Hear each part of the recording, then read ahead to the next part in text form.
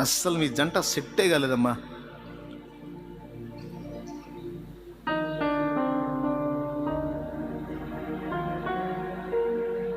అవునా? చాలామంది అంతే అంటారు. నిన్ను తగలయ్యా.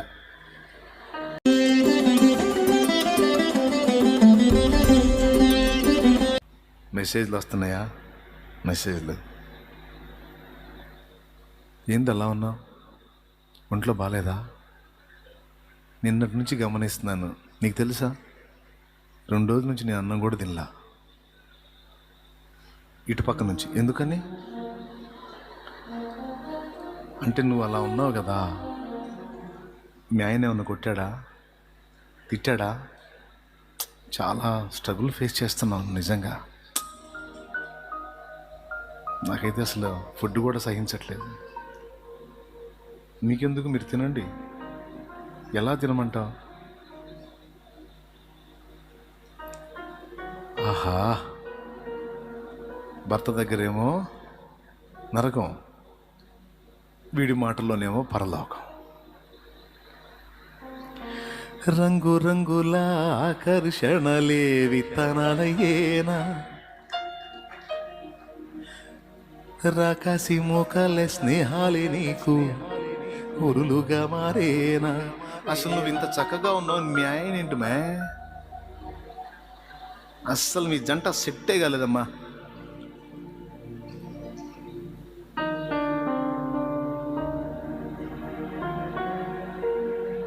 అవునా? చాలామంది అంతే అంటారు. నిన్ను తగలయ్యా అనగలవా? అంటావా? ఎవరు మీ పనికి మళ్ళిందని అంటావా? అనవు. చాలామంది ఏంది ఇంతే అంటా ఉన్నారు. అసలు నువ్వేమో ఇంత రంగు ఉన్నావు, ఆయనేమో నల్లగా ఉన్నాడు, తారు డబ్బాలాగా. అయిపోయా కాపురలో నిప్పులు పడి. రాకాసి మోకాల స్నేహాలే నీకు ఉరులుగా మారేనా, ఆకలి తీర్చగా చల్లిన నూకలు కావే చెల్లెమ్మ, ఆశతో నీవు వెళ్ళి వాలితే ఉరులే చెరలమ్మ, గుండెలో గుచ్చి మంటలో కాల్చే మాయే ప్రేమమ్మ, యవ్వన కాలపు కామపు చేష్టలు ప్రేమను కోకమ్మా, కళ్ళ ఎరుగని తెల్ల పావురమపై పైకెగిరావా, కఠినమైన ఈ లోకపు పోకడ కానక ఉన్నావా. స్త్రీలే కాదు, స్త్రీలని పురుషులు మోసం చేయడమే కాదు, స్త్రీల చేత శోధింపబడిన పురుషులు లేకపోలేదు. పోతిఫెరో భార్య లాంటి వాళ్ళు ఉండరు. కానీ దేవుని వాక్యం ఏం చెప్తుంది? నో, అటు ఇటు చూడొద్దు నాయన, నీ చూపులు అటు ఇటు చూడక చక్కగా ఉండవలెను. దేవుడు నీకు అనుగ్రహించింది శ్రేష్టమైనది. ఎంతవరకు ఇచ్చాడు అంతవరకే ప్రాప్తం. దేవునికి స్తోత్రం అనుకో. దురాశకెళ్ళవాకు. దురాశ నిన్ను పాపానికి ఇడ్చికెళ్ళిద్ది. పాపం నీకు శాపాన్ని, మరణాన్ని, నాశనాన్ని తీసుకొచ్చింది. వద్దు అని దేవుడు మాట్లాడుతున్నాడు వాక్యంలోంచి. కానీ లక్ష్య పెట్టరు కొంతమంది. ఒక రకమైన మత్తు, పొగడ్తల మత్తు, ప్రశంసల మత్తు. కొంతమంది అంటారు, మా అమ్మాయి కాడు మందు పెట్టాడండి. కొంతమంది అంటారు, కాదన్నయ్య మా ఆయనకి మందు పెట్టింది, నీ బొంద పెట్టింది. పిచ్చి మొహమా, మందు పెట్టి తీయని మాటకు మించిన మంది ఎక్కడుంది? ప్రతి మనిషి గుర్తింపు కోసం వెంపర్లాడతాడు. ప్రతి మనిషి గుర్తింపు కోసం వెంపర్లాడతాడు. స్త్రీ అయినా, పురుషుడైనా, పిల్లలైనా, తల్లిదండ్రులైనా, ఆఖరికి సంఘమైనా, సేవకుడైనా. చాలేమన్నా మా కోసం ఎంత కష్టపడుతున్నావు అన్నా నువ్వంటే ఎట్లుంటుంది నాకు? ఇక కుర్చీలో ఉంటానా నేను? రేకుల మీద ఎగురుతుంటాను పోయి. ఒక ప్రశంస, ఒక ప్రోత్సాహం.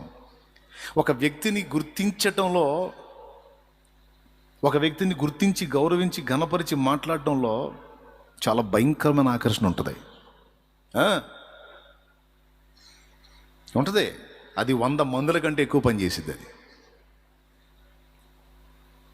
నా భర్తకి మందు పెట్టేసింది. మందు లేదు, నీ ముఖం లేదు. తీయగా మాట్లాడినప్పుడు ఆమెమో తీయగా మాట్లాడుతుంది, బైబిల్ గ్రంథంలో తేనె అనే పదం 2 ఘట్టాల్లో వాడాడు. దేవుని వాక్యము తేనెతో పోల్చాడు. రెండవది జార స్త్రీ పెదవుల నుండి తేనె కారుందన్నాడు. తేనె కంటే తీయగా ఉంటే నూనె కంటే నునుపైన మాటలు అన్నాడు. ఆ నూనె కంటే నునుపైన మాటలు అడుగులేసి జారిపడి నడుము తిరిగి పాతాళానికి దిగిపోయిన వాళ్ళు లెక్కలేనంత మంది అన్నాడు. సామెతలు 5, 7, 2 అధ్యాయాలు బాగా చదవాల. స్త్రీలు పురుషులు ఇద్దరు చదవాల. సామెతలు 5వ అధ్యాయము 7వ అధ్యాయం 2 అధ్యాయాలు చదవాల. రాసిపెట్టాడు దేవుడు. 2 అధ్యాయాలు చదవండి, మీరు బాగుపడతారు. పిచ్చి పిచ్చి ఆకర్షణలోకి పోకుండా జాగ్రత్త పడతారు. మీరు, నేను, మనందరం ఆ దేవుని వాక్యాన్ని చాలా జాగ్రత్తగా పరిశీలించుకోవాలి.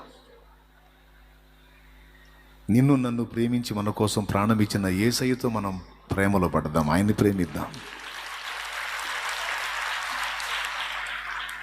వాళ్ళని వీళ్ళని చూసి వాళ్ళేదో పొందుతున్నారు, వీళ్ళేదో పొందుతున్నారు, ఆయనకిద్దరు ఆమెకిద్దరు అన్నట్టుగా వాళ్ళని వీళ్ళని చూసి నేను కూడా ఇద్దరిని కలిగి ఉండాలని జీవితాన్ని నాశనం చేసుకోవద్దు, బ్రతుకుని శాపంగా మార్చుకోవద్దని దేవుని వాక్యం చెప్తుంది. దేవుడు నీకు అనుగ్రహించినటువంటి భాగస్వామి ఒక్కరు చాలు. అంతకంటే శ్రేష్టమైన భాగస్వామి ఆల్రెడీ నీకు ఉండనే ఉన్నాడు, ప్రభువైన యేసుక్రీస్తు. నీ కొరకే తన ప్రాణము పెట్టిన ప్రేమను చూడమ్మా, నిన్ను చూడక ఉండలేని ఆ ప్రేమే నిజమమ్మా. నీ కొరకే తన ప్రాణము పెట్టిన ప్రేమను చూడమ్మా, నిన్ను చూడక ఉండలేని ఆ ప్రేమే నిజమమ్మా. అందరూ నిన్ను మరచిన గాని మరువని ప్రేమికుడే, కొందరిలాగా మధ్యలో నిన్ను విడువని స్నేహితుడే. అందరూ నిన్ను మరచిన గాని మరువని ప్రేమికుడే, కొందరిలాగా మధ్యలో నిన్ను విడువని స్నేహితుడే. పురుషులు ఎవరైనా ఈ విషయమే కాదు, ఈ అక్రమ సంబంధాలే కాదు, వ్యసనాల విషయంలో కూడా ఆలోచించుకోవాల్సిన సమయం ఇది, సంవత్సరాంతం ఇది. కొంతమంది వ్యసనాలు కలిగి ఉన్నారు, బలహీనతలు. కొంతమంది బయటపడతారు, కొంతమంది బయట పడకుండా రహస్యంగా కలిగి ఉన్నారు కొన్ని వ్యసనాలు. అది ఫలానా ఫలానా అనేది ఉంది. ఎవరు ఏ వ్యసనం కలిగి ఉన్నారో, ఎవరు దేనికి బానిసలు అయ్యారో మీకే తెలుసు, మీకే తెలుసు. నేను చెప్తుంది ఏంటంటే, ఒక్కసారి మీరు దేనికి బానిస అయ్యారో, ఆ బానిసత్వంలో నీ చివరి దినాలు ఎలా ఉండబోతున్నాయో ఒక్కసారి ఊహించు. ఏ వ్యసనానికి నువ్వు బానిసవయ్యావో ఆ వ్యసనం చివరికి నిన్ను ఏ స్థితికి తీసుకెళ్ళిద్దో కొద్దిగా వివేచించు, పరిశీలించు నీ లైఫ్ని. కనీసం మిగిలిన సమయాల్లో కాకపోతే ఈరోజు దేవుడు నీతో మాట్లాడుతున్న ఈ టైంలోనైనా నీ లైఫ్ని నువ్వు పరిశీలించుకో. నా జీవితం ఇక ఇంతే అని ఫిక్స్ అవ్వాలా, లేకపోతే నా జీవితాన్ని మార్చుకునే అవకాశం దేవుడు నాకేమన్నా ఇచ్చాడా? 30 సంవత్సరాల సీనియర్ త్రాగుబోతూ ఇలా ఆలోచన చేశాడు. 30 సంవత్సరాల సీనియర్ త్రాగుబోతూ ఇలా ఆలోచించాడు, నేను పిల్లల్ని కలిగి ఉన్నాను, భాగస్వామిని కలిగి ఉన్నాను, ఇంత భయంకరంగా త్రాగుడు వ్యసనానికి బానిసనైపోయాను. ఈరోజు దేవుడు నా తలుపు తడుతున్నాడు, నా హృదయ గదిని తడుతున్నాడు. నన్ను ఫ్యామిలీ అసహించుకుంటుంది, సమాజం అసహించుకుంటుంది, పనిచేసే స్థలంలో వ్యక్తులు అసహించుకుంటారు, అందరూ నన్ను అసహించుకుంటారు, కానీ ఈయన నేను నిన్ను ప్రేమిస్తున్నాను అని మాట్లాడుతున్నాడు.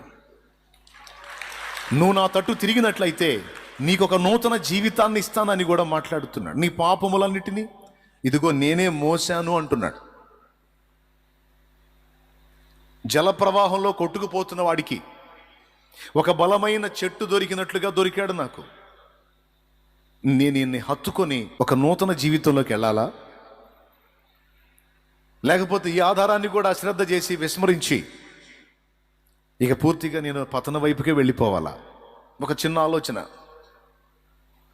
నువ్వు మానుకుంటావా లేకపోతే కొనసాగుతావా నేను చెప్పను, కొనసాగని నేను చెప్పను, మానుకో అని నేను చెప్పను. కొన్ని ఆలోచించమని చెప్తున్నా.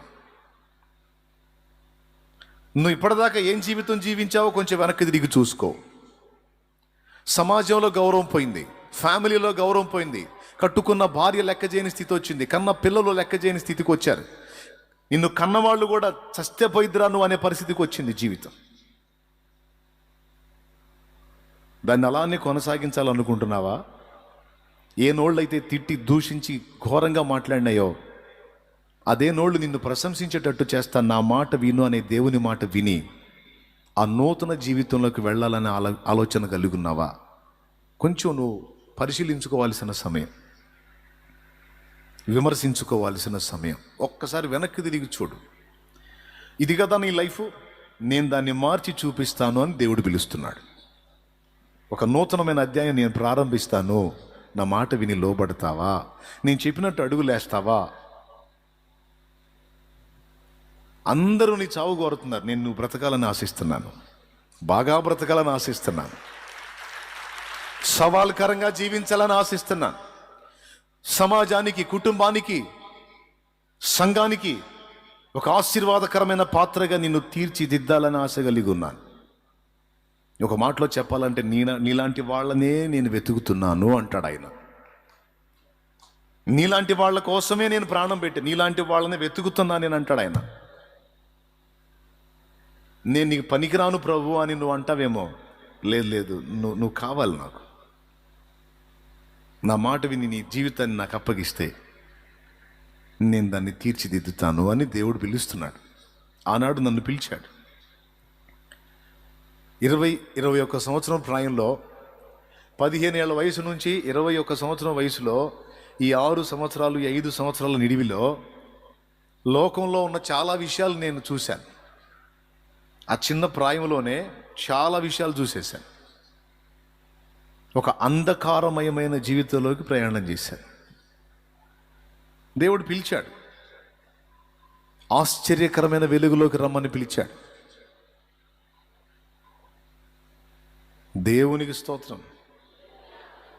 ఆలోచించుకున్నాను. ఒకటే నిర్ణయం, ఒకటే తీర్మానం. తెలిసి తెలియక దారి నువ్వు చెప్పేవాళ్ళు లేక ఇప్పటిదాకా గుడ్డితనంతో ప్రయాణం చేశాను. నన్ను ప్రేమించి నా కోసం ప్రాణం పెట్టిన ప్రేమామూర్తి నా జీవితాన్ని నూతనపరిచి ఒక క్రొత్త జీవితాన్ని ఇస్తానని పిలుస్తున్నాడు. ఇంకెందుకు నేను ఈ దరిద్రగొట్టు బ్రతుకులో ఉండాలి? వద్దు, నేను దేవుని మాటే వింటాను అని నా ఫ్యామిలీలో ముందు నేనే వెళ్ళి బాప్తీసం తీసేసుకున్నా. నాకు వద్దు తండ్రి, ఇక పాత జీవితం వద్దు, శాపగ్రస్తమైన జీవితం వద్దు, ఆ వ్యసనాలు వద్దు, ఆ దరిద్రం వద్దు. నీ రక్తంలో కడగబడి నూతన సృష్టిగా మారాలి. క్రొత్త జీవితాన్ని ప్రవేశించాలి, క్రొత్త జీవితంలో ప్రవేశించాలి. నన్ను అనుగ్రహించమని దేవుని పాదాల చెంతకెళ్ళి తీర్మానం చేసుకొని ప్రార్థన చేసుకొని నాకు దేవుడు కృపనిచ్చాడు. పొందేశాను బాప్తీసం. ఇంకెందుకు మరి క్రొత్త జీవితం జీవించాలనుకున్నాం, పాత బతుకు వద్దనుకున్నాం, ఇంకెందుకు? తీసుకుంటాను. ఎంతవరకు బ్రతకనిస్తాడు అంతవరకు ఆయన సాక్షిగా బతుకుతాను. తీసుకుంటే మా అక్కని 27 సంవత్సరాల ప్రాయంలో పిలిచాడు, నన్ను కూడా తీసుకుంటే తీసుకొని పరిశుద్ధుడిగా పోతా, ఆయన మాట విన్న బిడ్డగా పోతా. నీచం కంటే మరణం వీళ్ళు ఎందుకు? ఇప్పటిదా తెలియక నీచమైన బతుకుపోయింది, ఇంకెందుకు తెలిసి వద్ద. రక్షణ పొందుకొని ఒడ్డుకొస్తే స్పేర్ బట్టలు కూడా తీసుకెళ్ళాలా, ఒక జత బట్టలు కూడా సంచిలో పెట్టుకొని తీసుకెళ్ళాలా. కట్టు బట్టల మీద అలాగెళ్ళి నా నిర్ణయాన్ని ప్రకటించి, యేసే నా దేవుడు ఈ ఊపిరున్నంత వరకు ఇంకా యేసును వదిలిపెట్టే ప్రసక్తి లేదు, వెనక్కి తిరిగే ప్రశ్నే లేదు, మళ్ళా చెడిపోయిన జీవిత అనుభవంలోకి వెళ్ళే అవసరమే లేదు. నా దేవుడు నమ్మదగిన వాడు, ఆయనే నా చేయి పట్టుకుని నడిపిస్తాడు, నేను ఆయనతోనే నడుస్తా అని ఆయన పాదాల దగ్గరికి వెళ్ళి రక్షణ పొందుకున్నా. స్తోత్రం. చీకటి తొలగే, నీతి సూర్యుడు నాలో ఉదయించే, చీకటి తొలగే, నీతి సూర్యుడు నాలో ఉదయించే, నీ సాక్షినై వెలుగుమయమై తేజరిల్లెదను నీ ఉన్నంత వరకు. ఆశ్చర్యకరుని యొక్క ఆశ్చర్యమైన కార్యములను ఆనాటి నుంచి ఈనాటి వరకు అనుభవిస్తూ ఉన్నాను ఆయన కృపలో. దేవునికి స్తోత్రం కలుగును గాక. నా బ్రతుకును ధన్యం చేసి ఇతరులు కూడా ఒక దీవెనకరమైన జీవితాన్ని నాకు అనుగ్రహించాడు ఆయన. యుగ యుగాలకు నా దేవునికి స్తుతి, మహిమ, ఘనత, ప్రభావాలు కలుగునుగా.